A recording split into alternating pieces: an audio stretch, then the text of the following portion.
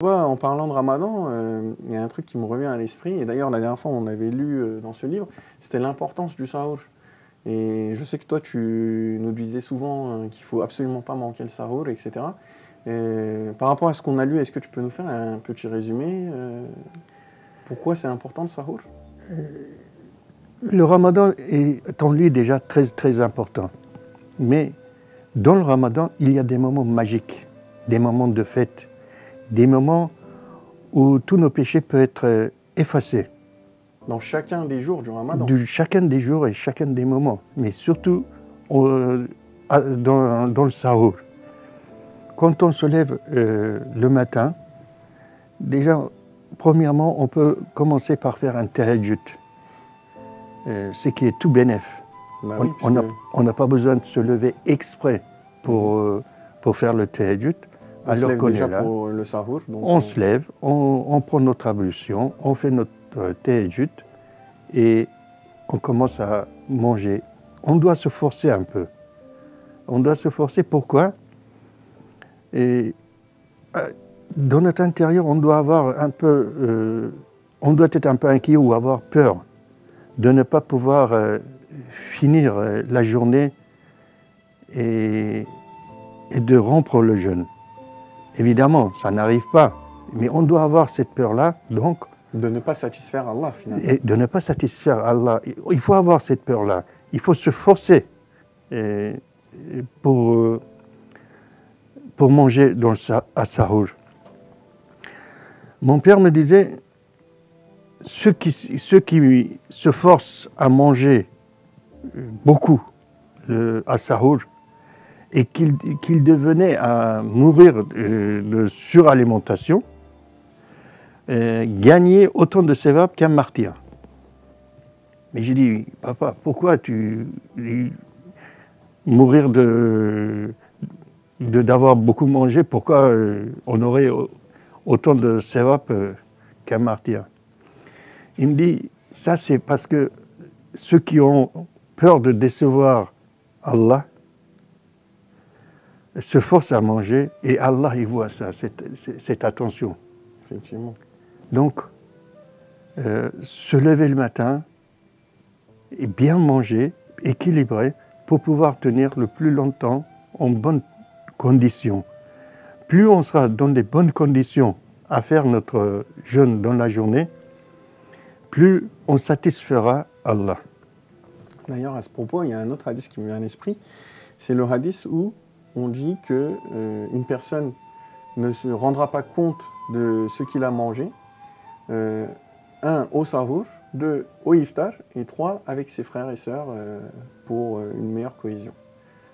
Et oui, et là encore, notre religion nous facilite la tâche et nous facilite les rencontres et les amitiés entre nos voisins, nos familles.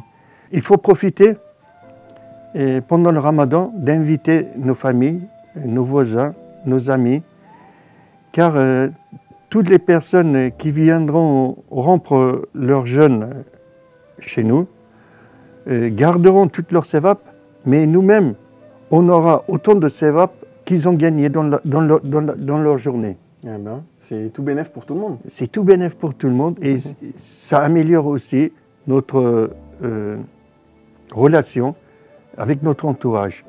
Effectivement.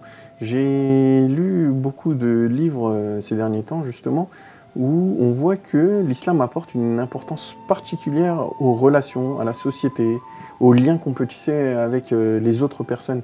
Ça revient dans le Hajj, ça revient dans le Ramadan, ça revient dans les prières qu'on doit faire en communauté, etc., etc. Et je trouve que c'est vraiment un point super important et qui nous permet de faire vivre une société de façon meilleure. Du coup, c'est très bien, mais il y a aussi le bereket au sahour, il me semble. Oui, comme en France, dans toutes les cultures, dans tous les pays, se lever tôt est un signe de bereket. Il y a un proverbe ou un dicton en français qui dit « L'avenir appartient à ceux qui se lèvent tôt ». Et oui. Et du coup, notre prophète, il dit quoi à ce sujet? Oui, pour ne pas me tromper, je vais reprendre le livre si vous permettez. Il y a bénédiction, baraka, dans le sahour, ne serait-ce que pour boire une gorgée d'eau. Ne l'abandonnez pas, car Dieu et les anges prient pour ceux qui se lèvent pour le sahour. Voilà ce qu'il dit notre prophète sallallahu alayhi wa sallam au sujet du sahour. Ça rejoint un peu ce que tu venais de nous dire tout à l'heure, comme quoi il faut un peu se forcer le matin pour manger. Oui.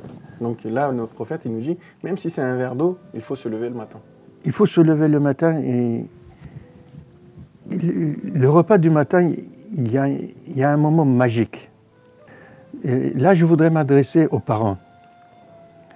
Et surtout, pendant le ramadan, on peut avoir des moments où notre taux de sucre dans le sang peut baisser. Et donc, on peut être un peu sur les nerfs, ou on peut avoir beaucoup de problèmes, ou on peut avoir des stress dans la vie. Mais ces moments de repas, ce sont des moments magiques dans notre vie. Soyez souriante, agréable envers vos enfants.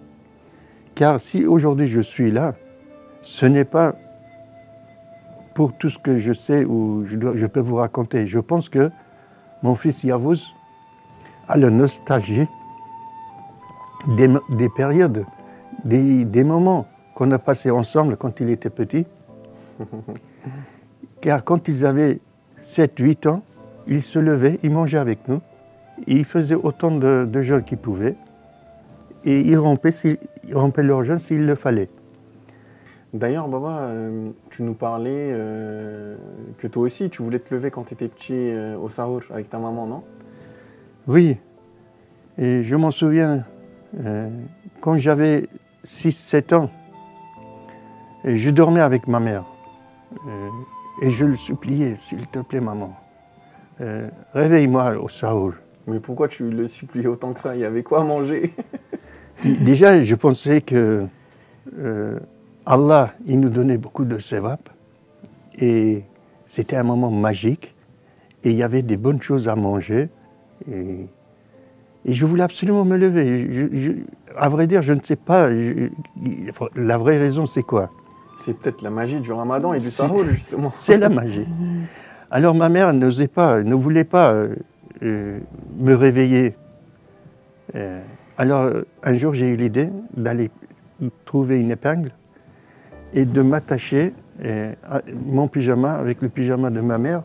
Comme ça, quand le matin il va se lever, et qu'elle soit obligée de me réveiller. Mais le matin je me réveille, le sahour est passé, pourtant l'épingle n'est plus là. Je ne comprenais pas comment ça se fait. Alors le lendemain soir, j'ai mis 2 épingles. S'il y en a un qui sort accidentellement, le deuxième qui reste. Et quand ma mère elle a vu ça, elle n'a pas pu résister. Elle m'a réveillé. Ah, qu'est-ce que j'étais heureux. Et ben, J'étais au ciel. Il n'y avait pas plus heureux que moi à partager le repas du sahour avec mes parents, attendre le ezan du matin et prier avec mes parents.